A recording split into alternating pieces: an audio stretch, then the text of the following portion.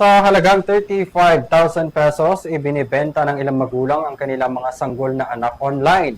Ito ang isa sa mga dahilan kung bakit kinalampag ng National Authority for Child Care ang Meta para iba ng mga illegal baby selling sa social media. Alamin ang detalye ng balita ni Criza Lopez.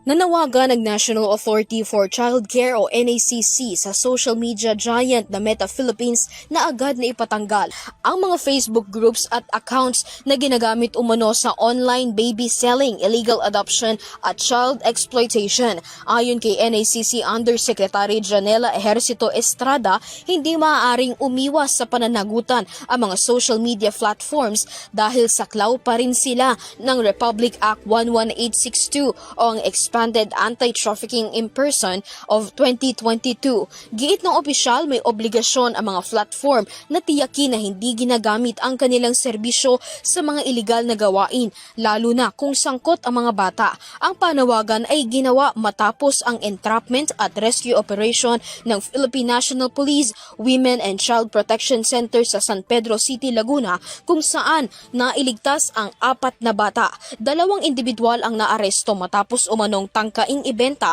ang 5 araw na sanggol sa halagang 35,000 pesos. Na-recover din ng mga otoridad ang 3 pang bata na may edad 2, 11 at 12 na itinuturing na nasa panganib. Patuloy naman ang investigasyon ng mga otoridad habang nahaharap ang mga sospek sa kasong paglabag sa Expanded Anti-Trafficking in Persons Act at Special Protection of Children Against Abuse, Exploitation, and Discrimination Act.